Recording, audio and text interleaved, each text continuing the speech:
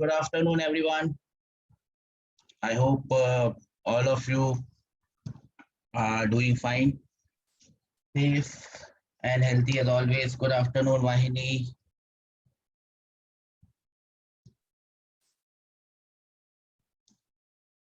Good afternoon, Chaturya, Shavya.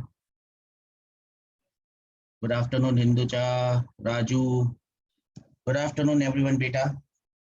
I hope all of you are good and healthy. Good afternoon, Karthik. Nice to see you. Good afternoon, Ravindra. I think you are coming for the first time, Ravindra. Saw you for the first time, probably.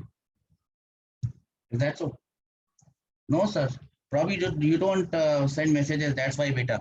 Uh, Messages from messages. I remember I have logged in. Okay, Ravindra. I'm sorry. I did not notice you. Sorry, you probably did not answer me. Maybe did not send any message. I did not see you. Be active in the class. That's it. Coming back to the point of sending messages, beta. I must again remind you that I have logged in by two IDs. Yes, Santosh. Good afternoon. Do not send messages on my Astik Udenia Wala ID. Just send messages on my Astik ID, which is my iPad ID. I must remind you, the mic is off, the video is off. This is just to listen to you, what you are saying. Last day, we had around 200 to 250 messages. I want every one of you to send message, every one of you to let me know what you understood or what you don't. Please don't feel shy. There's nothing to be shy. There are things that I don't know. There are very simple things that I might not know. So if you think that your doubt is not good enough, even if you ask, even if you can ask me, just afternoon, good afternoon. Moreover, your chats are coming in personal messages to me. So no one knows what you're asking me. So please don't be shy. You can ask anything that you have not understood.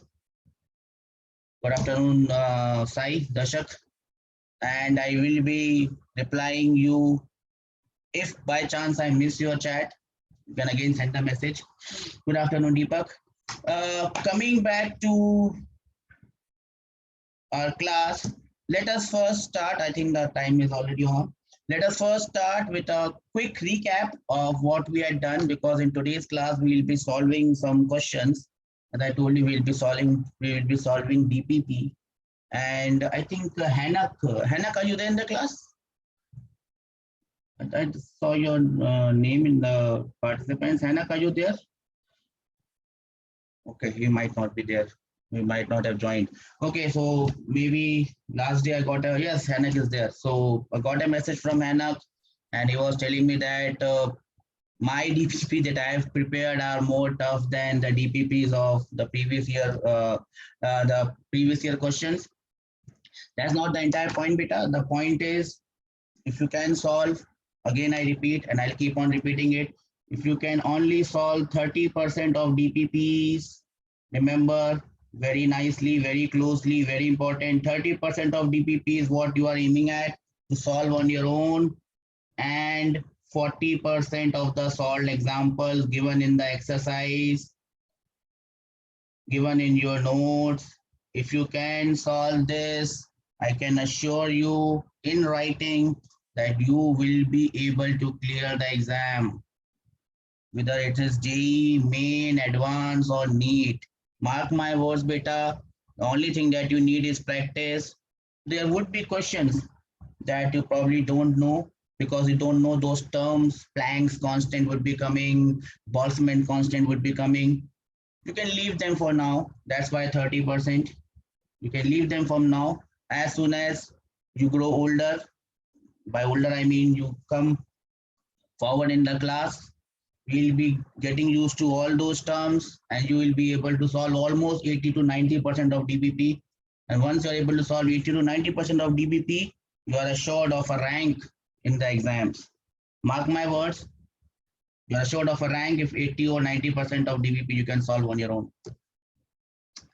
Okay, so let me start this class. We'll start with a recap, and since we are almost at the end of this chapter, we'll go back to the We'll go back to the beginning of the chapter and see what we had studied in the recap. So probably yes, Bhavya, we are coming to that. So we had studied what do you mean by units. Do we remember what is units? That was the first thing that we studied. Units are, what are units? Units are comparison standards which are used to compare quantities. Do you remember that? Units are comparison standards which are used to compare physical quantities.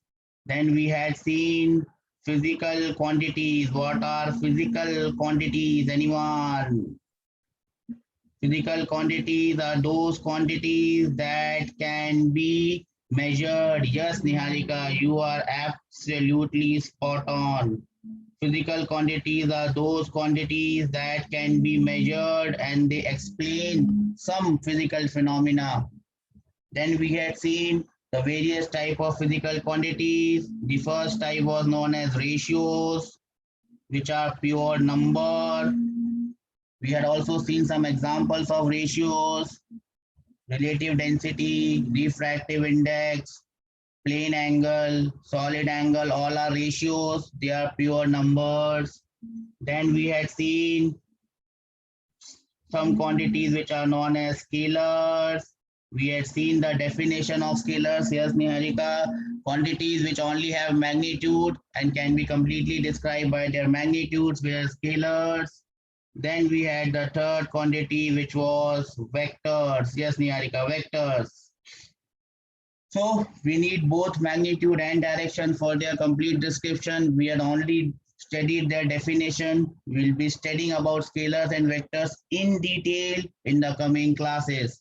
Then we had also studied that these physical quantities can again be subdivided into two types. One are known as fundamental quantities. Do we remember fundamental quantities? One were known as fundamental, yes, everyone says yes. The other one was known as derived. And we had seen what are fundamental quantities. How many of these were there? How many fundamental quantities were there? There were 7 fundamental quantities plus 2 supplementary units. The supplementary units were plane angle was number 1, solid angle was number 2. So these were the two.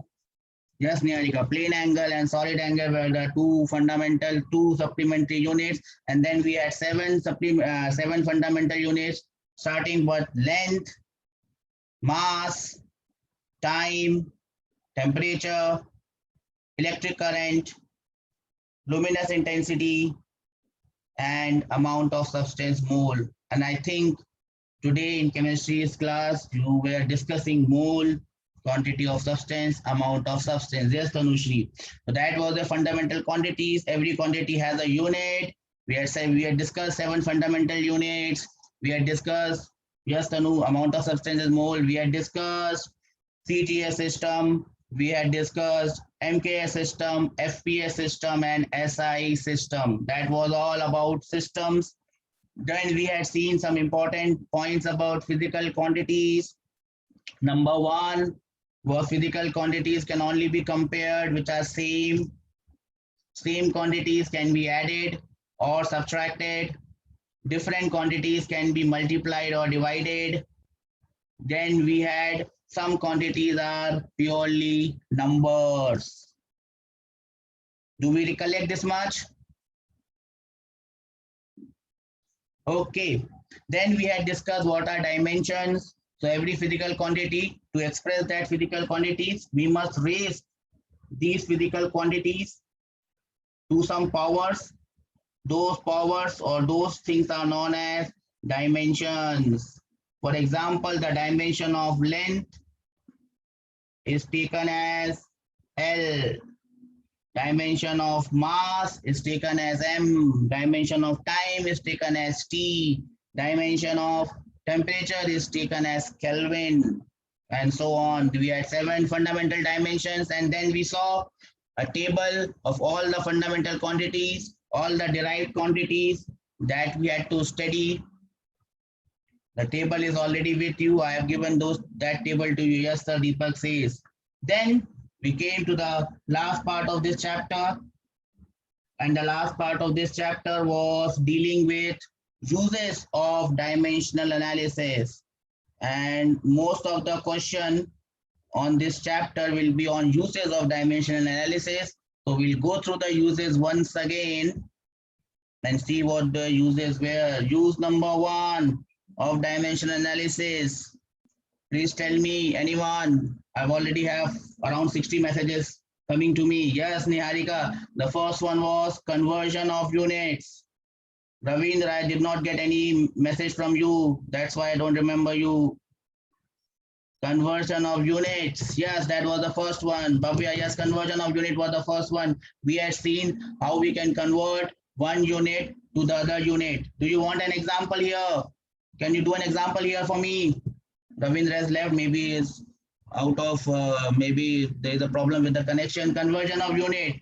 So a simple question on conversion of unit, will be solving question. So you convert 5 kg meter per second square.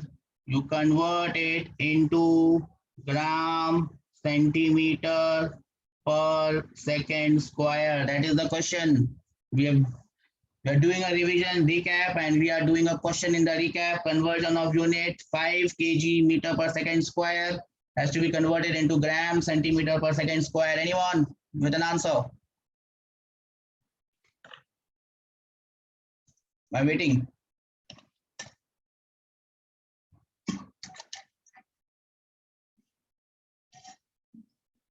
$5,000 multiplied by 3,600 is what Sanvi says. Hinduja says 5 into 10 raised to the power 5. I think Hinduja, you are more correct.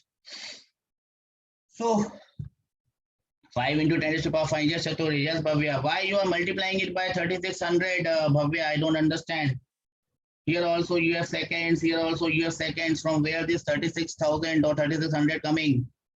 Right. So basically what you got to do is convert kg into G, so that has to be multiplied by 1,000.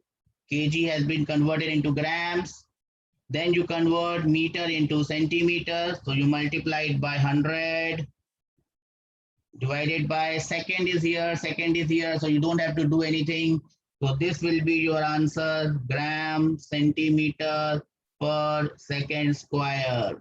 So this was our first use conversion of units. Am I clear with this? Once and for all. How did we do it? We just converted from one unit to other. The second one, the second use. What was the second use? Yes, Bhavya. Bhavya, what's the problem? The second use was to check the correctness of an equation. Yes, correct. To check the correctness of an equation. We had used dimensional analysis to check whether an equation is correct or not. And then we had also seen that, small point A, if an equation is dimensionally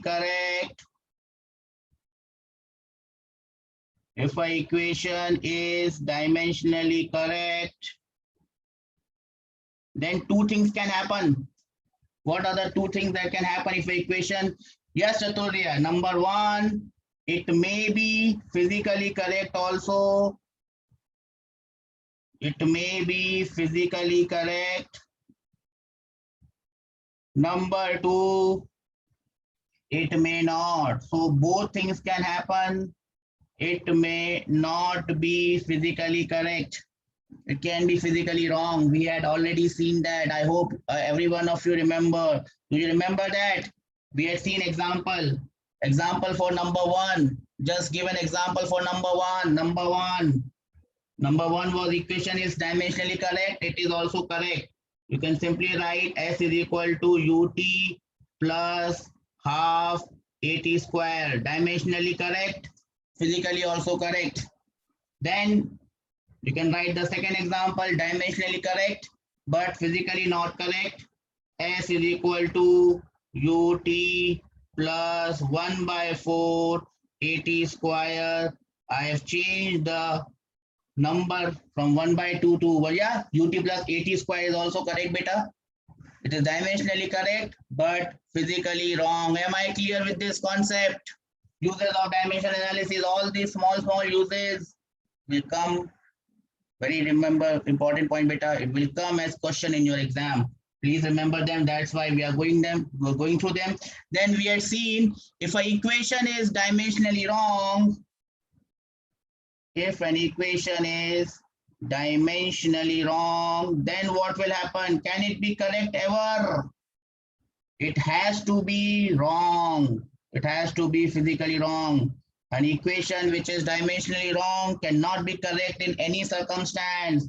For example, can you give an example of an incorrect equation? Incorrect equation. Yes, someone gave the example. I just missed your name. S is equal to UT square plus AT. Dimensionally wrong. End of story. Yes, Niharika. Dimensionally wrong. End of story. Equation has to be wrong. That was the second. Yes, Chaturya, correct. That was the second use of dimension analysis to check the dimension of to check the correctness of a equation. Let us go back to the third use. What was the third use? What was the third use? Third use was to get what? Fill up the blanks. Fill up the blanks. To get what? Third use, to get the units and dimensions of unknown quantities. By dimensional analysis, I can find out the units and dimensions of unknown quantities. Do we remember this, beta? Do we remember this? Everyone remembers this? We had used dimension analysis. Yes, Bhavya remembers it, I hope.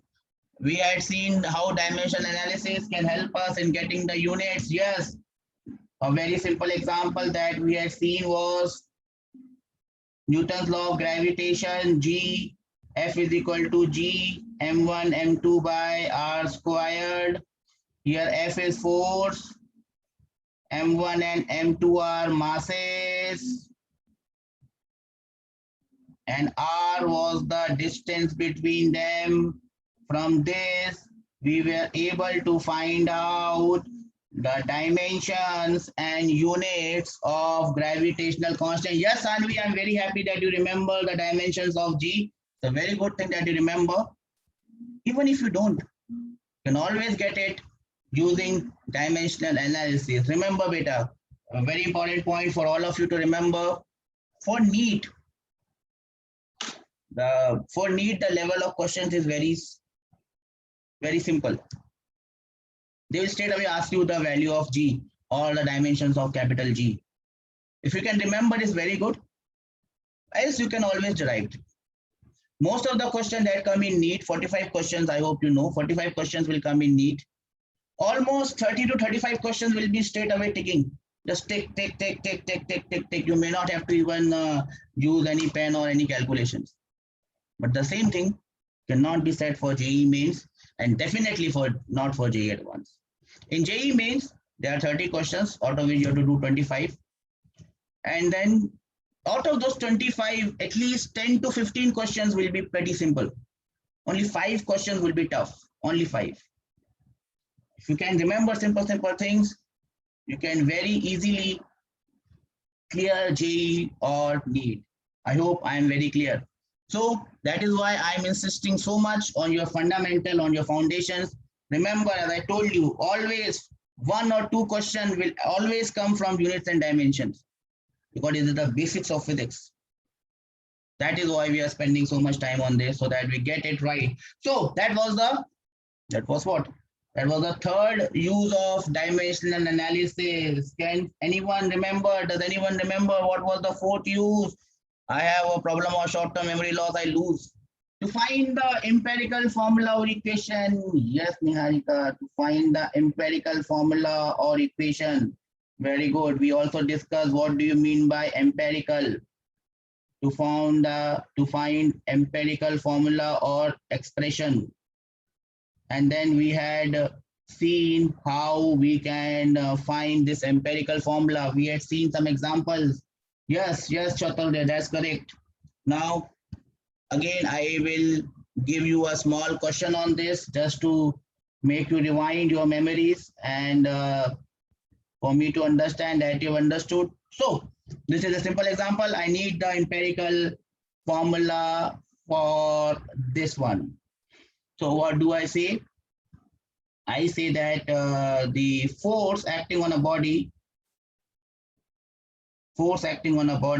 depends on its mass, its velocity, and its length. Force acting on a body depends on its mass, its velocity, and its length.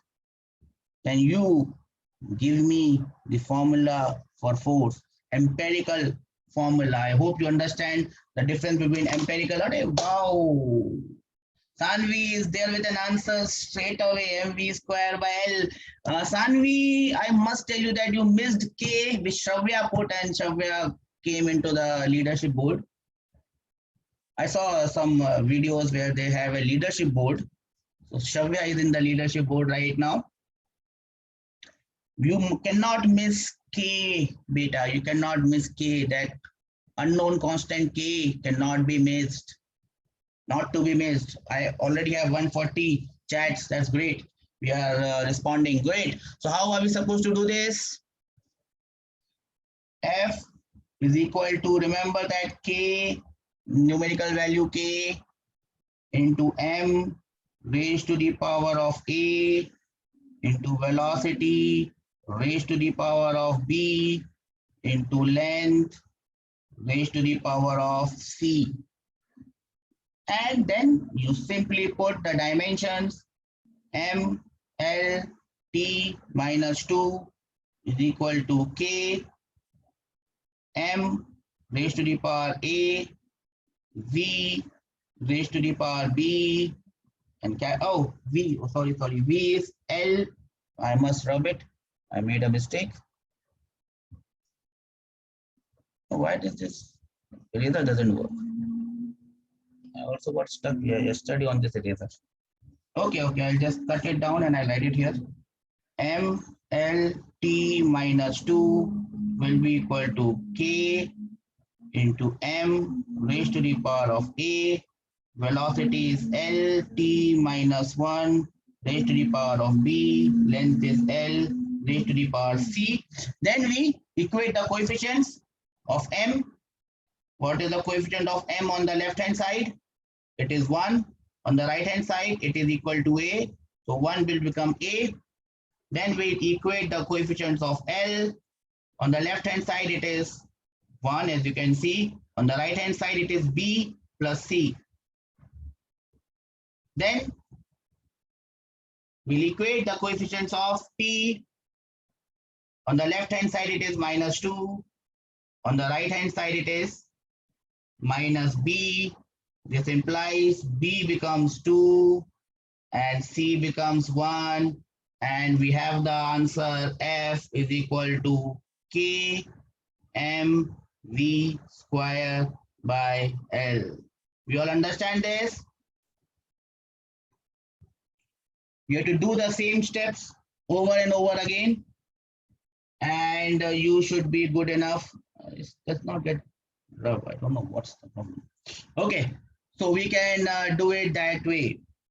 C is equal to -1. Yes, I made a mistake. C is equal to -1. Correct. C is equal to -1.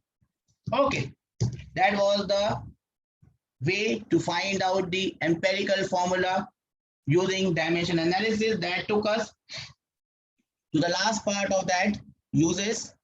And then what was the last use? To find, yes, Shravya, to find dimensions of physical quantities in a new system. in a new system. If we make a new fundamental system, we should be able to find out the dimensions of other physical quantities. And to understand this, we can use the similar the similar example that we had used in the last case. The new dimension has mass, velocity, and length as the three dimensions. The new system has mass, velocity, and length as the three dimensions. In this unit, in this system, what will be the dimensions of F? So again, we have to do the similar thing. F will be equal to m raised to the power of a, v raised to the power of b, and L raised to the power of C. Remember, I have not put any K over here. Why I have not put any K over here? Because we are not getting the formula. We are just getting the dimensions in this case. Solving it, we'll get force as mv square by L. So this becomes the new dimensions of force. That is what we had discussed, and that actually completes the entire chapter. But for one or two small things that we must remember in point number 5. There are one or two important things that we have to remember in point number 5. Now I'll give you 2 minutes to think, 1 minute to think. Can anyone tell me what that important thing is that we must remember in point number 5? Limitations. K is not used. Just Ajay, K is not used. When you are talking about limitations, beta, you are talking about limitations of dimension analysis. That are some points that we had discussed, and I shared the PDF with you. So you can use that to find out the limitations. Here, what I am looking at is if I choose a new system, what are the things that I must remember to choose the new system? Okay, I will help you out. Now, when you are choosing a new system, and again here I'm not choosing a new system of 7 fundamental units. I'm only choosing a system of 3 fundamental units. Am I clear? So the system that we are choosing is only of 3 fundamental units. Yes, Anvi, you are on the right track. When we are using a system of 3 fundamental units, what are the things that must be remembered? And you will see that questions of this nature will appear in your exam. When you're choosing any 3 fundamental units, new fundamental units as your unit, what are the points that you should remember? Number 1, what should be number 1? They should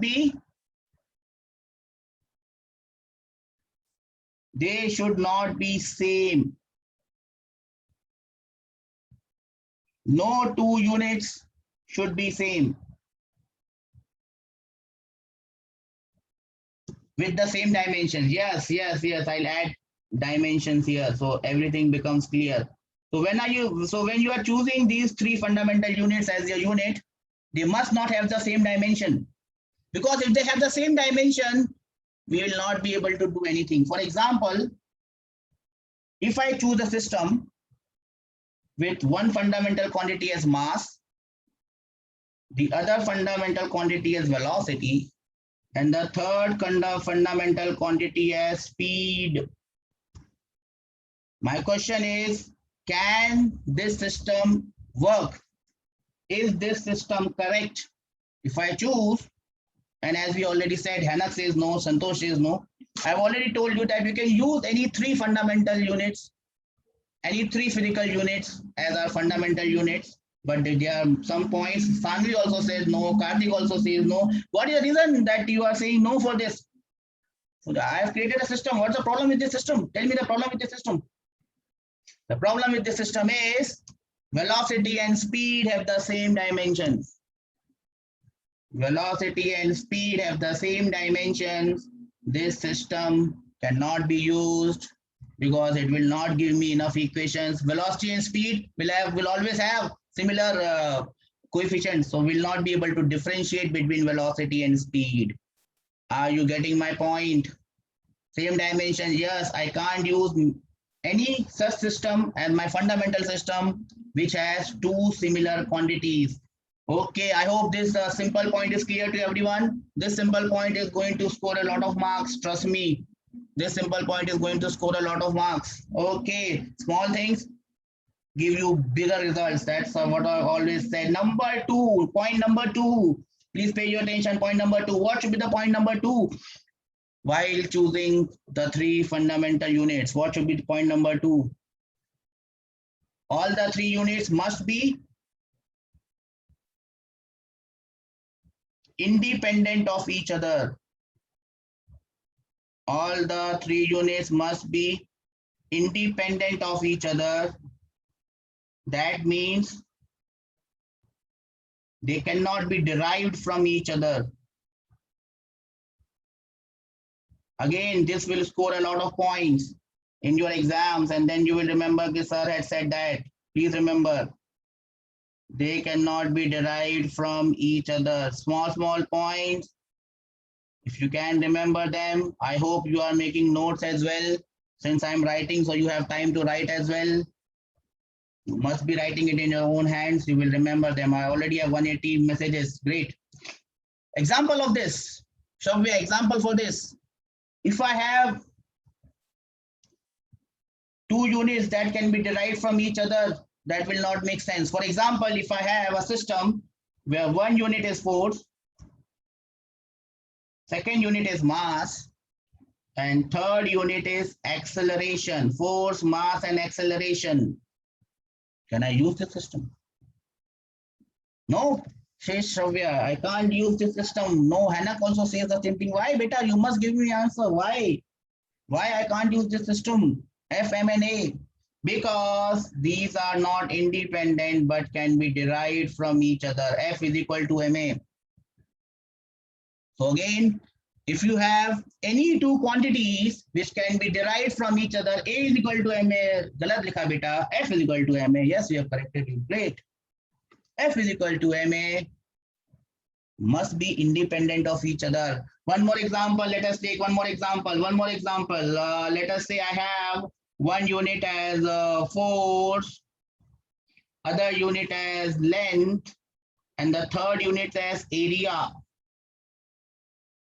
Can I have this fundamental system, force, length, and area, as my fundamental unit? No, says Santosh. Santosh says no. Why Santosh no? See, answer is not important. Hanak also says no. Why? Answer is not important. Important is the concept, the logic behind it. Please answer my answer. Please answer my question. What is the logic behind your no? It's easy to say no. Length and area are same. Santosh, they are not same, but they can be derived from each other. So please, F is equal to A by T. Hanak? F is equal to A by T? No, F is not equal to A by T. Not, yeah, area can be, yes, Kruti is very correct. Kruti coming into the picture for the first time and behaving like an actress. Yes. Area can be derived from length. So area will be equal to length squared, and these two units are derived from each other.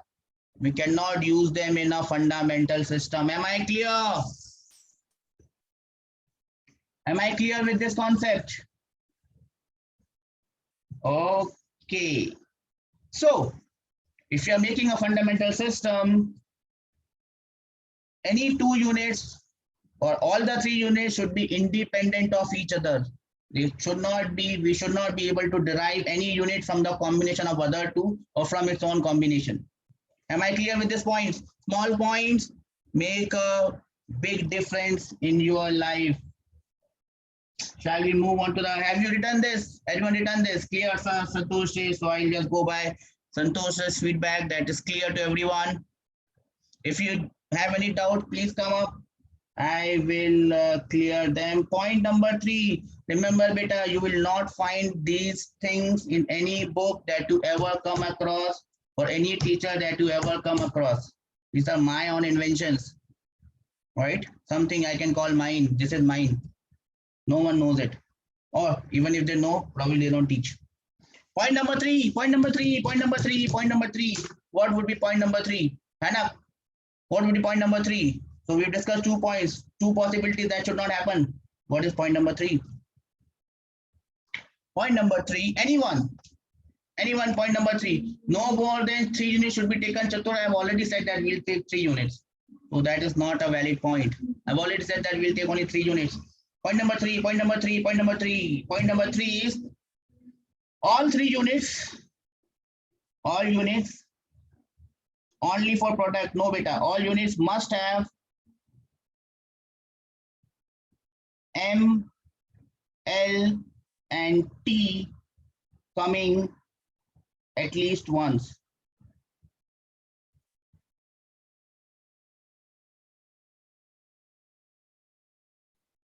That means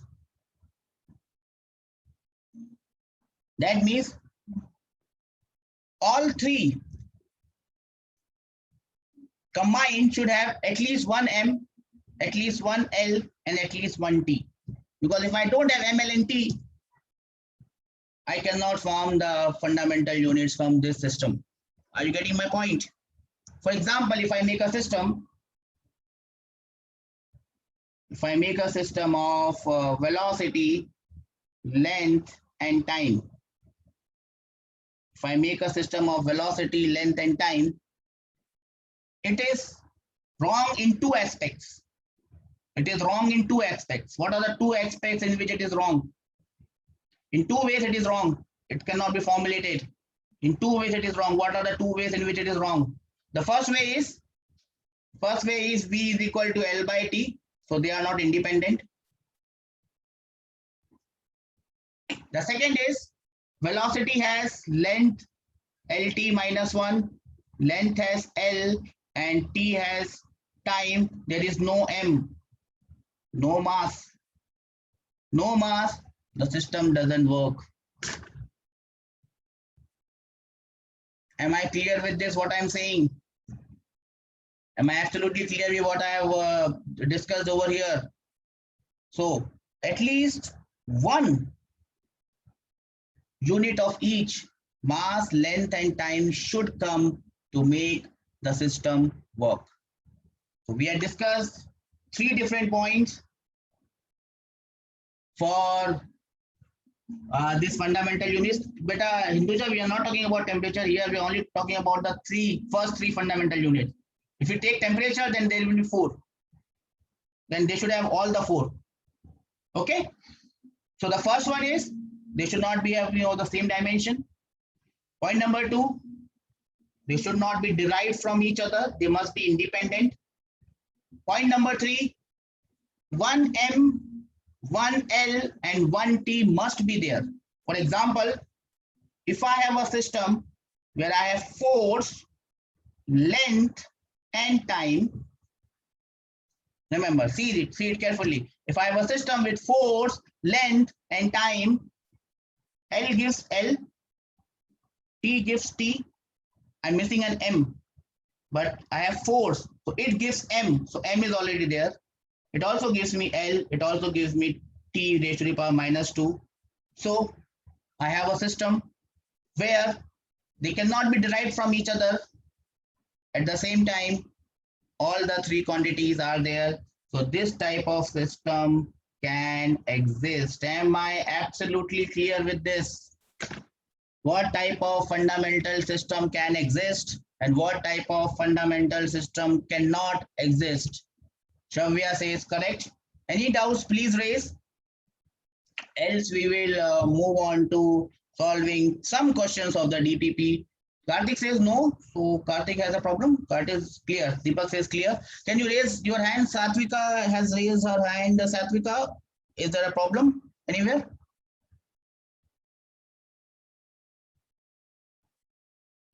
Satvika, is there a problem anywhere?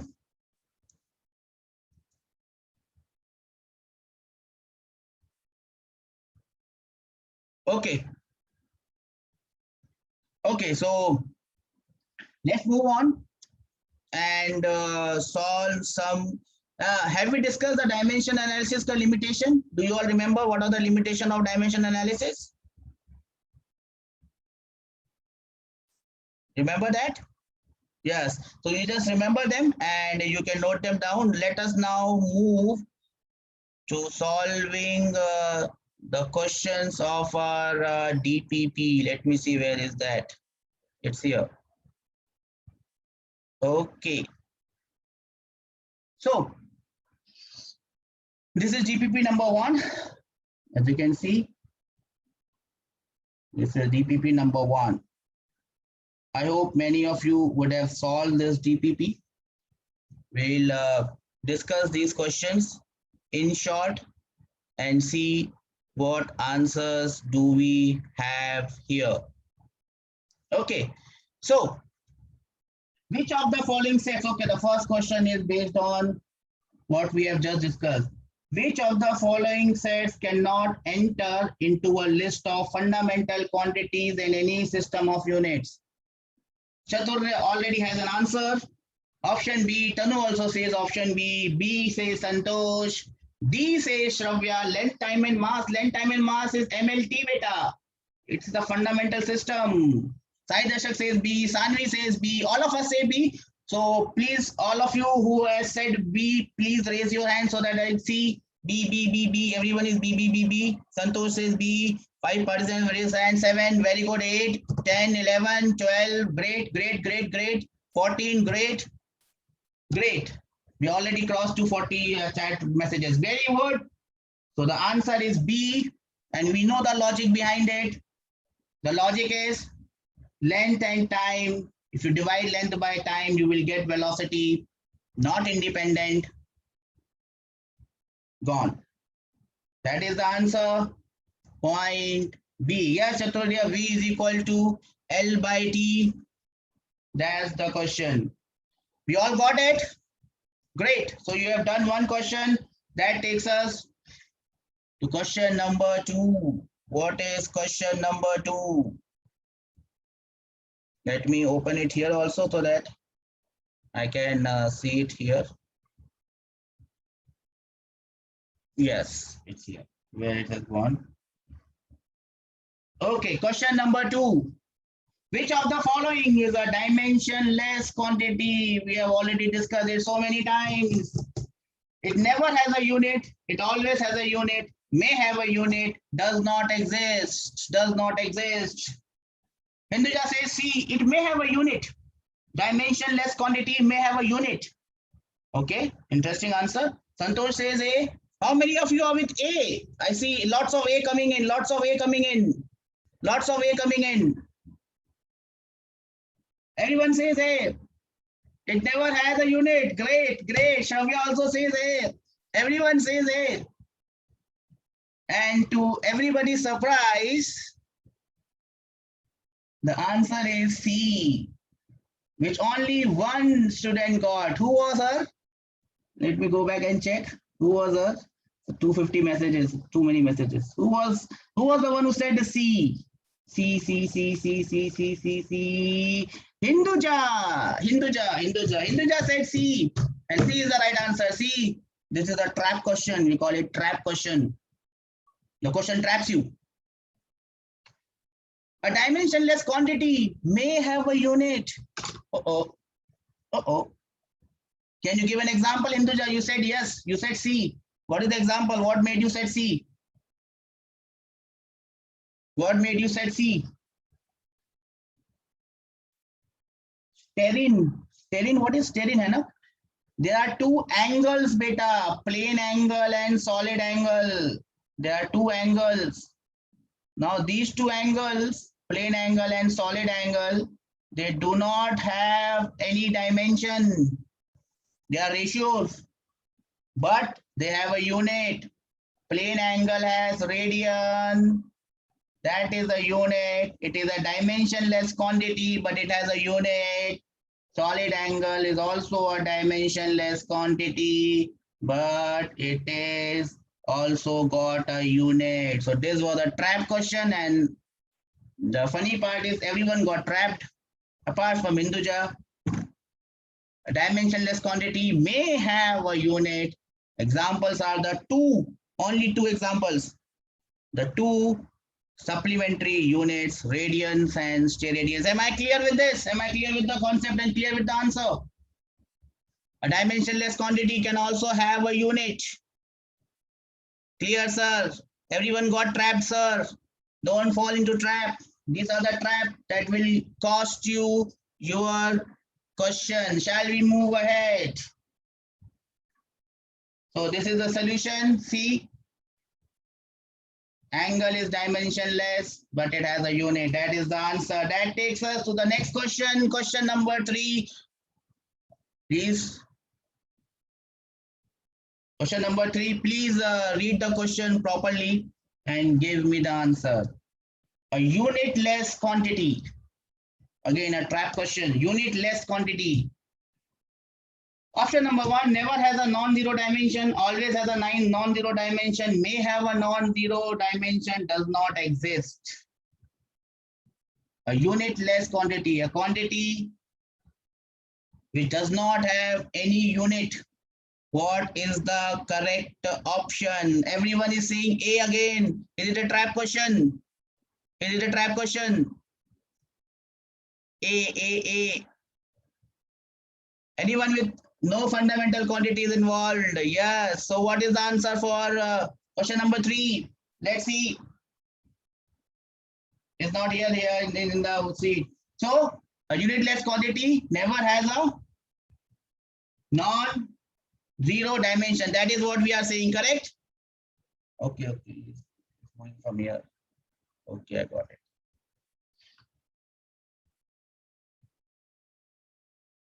Where was this? Okay. This is question number 4. This is question number 5. So the answer is, if there is no unit, that means it is even not an angle.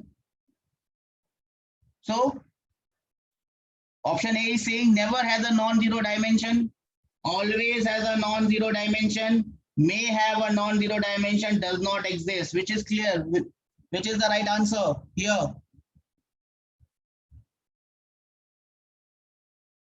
D. Why people are saying A here? Why are we saying A here? It's better that I change it from here to there. Just give me a moment, beta. Just change it. This is better to share it here. This is giving me trouble. Okay, yeah. So we are discussing question number 3. A unitless quantity. What about this unitless quantity? Yes, give me the answer. A unitless quantity never has a non-zero dimension. See, whenever you are encountered with such terms, you must carefully read the options, because the question is hidden in the option itself. It has zero dimension. So never has a non-zero dimension. What does that mean? Never has a non-zero dimension. Never has a non-zero dimension. Never has a non-zero dimension. So it always has a non-zero dimension. There are quantities which are ratios, beta. So these quantities will exist. Specific gravity is a quantity which exists, but it does not have a dimension. So the answer is it never has a non-zero dimension. Two negatives make a positive.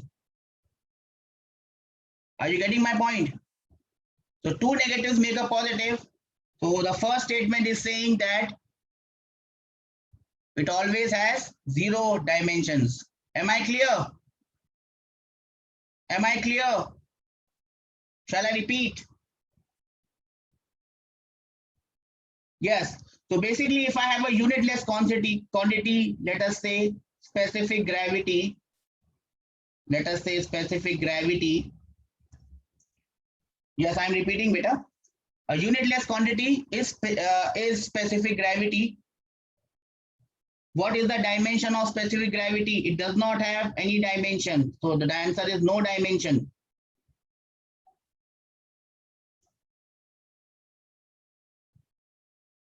So Now look at option number 1. Never has non-zero dimension. So there are two negatives, never and non-zero. So it makes a positive. So the answer is not written straight away. It does not have dimension. The answer is not written in that way. It's written in negative. And that is why the question becomes confusing. So the answer is A. Am I clear? Am I clear? Two negatives make a positive. Yeah, so that was the confusing part. Some of you had said D. It does not exist. A unitless quantity exists. If you don't understand option number A, then you can look at the other options. Option number D says does not exist. It exists. Option number B says always has a non-zero dimension. It cannot have a dimension. May have a non-zero dimension. It may not have a non-zero dimension as well. So the only option that is left is option number A, never has a non-zero dimension. Am I clear? Clear with this? Okay. That takes us to question number 4. Now, in this question number 4, you have some terms which you might not have heard about, like impulse, Planck's constant, Young's modulus, moment of inertia. So you are not acquainted with this term, so we will leave this question. We jump on to question number 5. And can anyone give me the answer to question number 5? The velocity of water waves may depend on their wavelength, density of water, and acceleration due to gravity. The method of dimension gives the relation between these quantities. Which option is correct? A, B, C, D. So you have to find the answer. And how do you get it? It's very simple. You have to use dimensional analysis and get the answer here. So how are you going to get the answer using dimension analysis? This is one thing is velocity of water, wavelength is a length, density of water is rho. We have an answer here D. I don't know, beta. What is the answer here? I'll have to check. I'll have to solve it. I'll solve it. So how do we solve it? Very simply. Where is my share? Okay, let us solve this question. Okay, so what does the question say? Velocity depends on. So let us write K. What does this K stand for here? This K stands for numerical constant. Multiplied by the first thing is lambda, which is the wavelength raised to the power of A. The second thing is rho, which is density raised to the power of B. The third thing is acceleration due to gravity, which is raised to the power of C. Now, let's put the dimensions of velocity. L t minus 1 is equal to K does not have any dimension. What is the dimension of wavelength? Wavelength is a length, beta. Wavelength is a length. So it has dimensions of length. Length raised to the power of A. Density. You remember the dimension of density. It is mass divided by volume. So M divided by LQ. So it becomes ML minus 3. That is the dimension of length. ML minus 3 raised to the power of B. G is acceleration due to gravity. LT minus 2 raised to the power of C. So here we don't have any mass. So mass is raised to the power of 0. What are we going to do next? We are going to equate coefficients. How are we going to equate coefficients? First, we'll equate the coefficients of M. On the left hand side, M has a coefficient of 0. 0 is equal to, on the right hand side, it has a coefficient of B. So 0 is equal to B. Wow, we got it in the first step. B is 0. Now let us look at the dimensions of L, coefficients of L. On the left hand side, we have 1. On the right hand side, we have 1a minus 3b. So 1 minus 3b and 1c plus c. That was L. Then let us go into the dimensions of time, t. On the left hand side, we have minus 1. On the right hand side, we have minus 2c. Am I correct? So minus minus cancels. C becomes 1 by 2. C becomes 1 by 2. What about I missed A here. There was one A here. So C becomes 1 by 2. B is 0. C becomes 1 by 2. I can get the value of B. What is the value of B? Oh, sorry. I can get the value of A. What is the value of A? B is 0. C is half. You can put the values here in this equation and you can get the value of A. A is coming as 1 by 2. Someone told me, yes, I think it is correct. A will come as 1 by 2. I repeat the steps, how we have done it. First, I have written velocity in the form of powers. Then we have written its dimensions. And then we have equated the values of coefficients of M, L, and T. We got B as 0, A as half, and C also as half. So I can write V is equal to K into lambda into C. You can write it like this. Or we square both sides. V square is equal to, instead of K, you can write another constant K1, K square, K1, nothing doesn't matter, into lambda into G. So that becomes our final answer. V square is equal to K times lambda G. So the correct option is which one? B is the correct option, I think. Let me check it out from the sheet.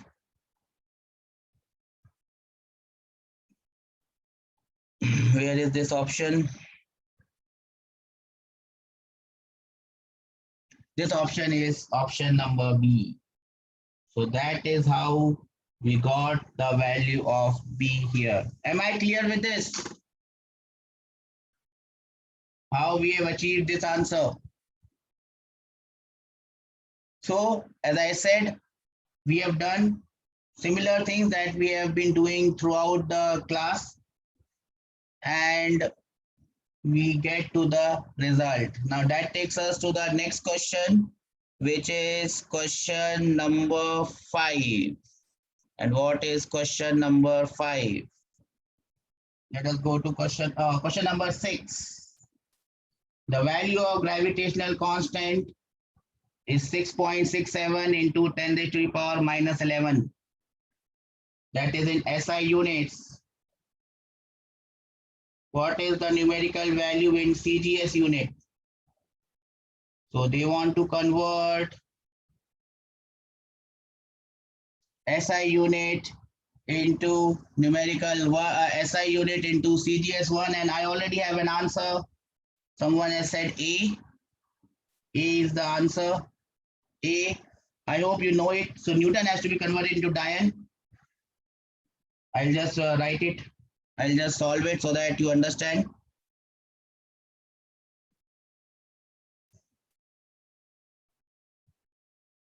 So basically, what we got to do here for question number 6,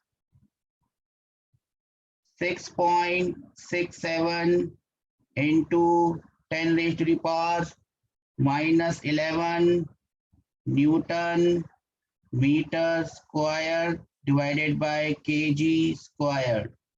It has to be converted into Dian centimeter squared divided by gram squared.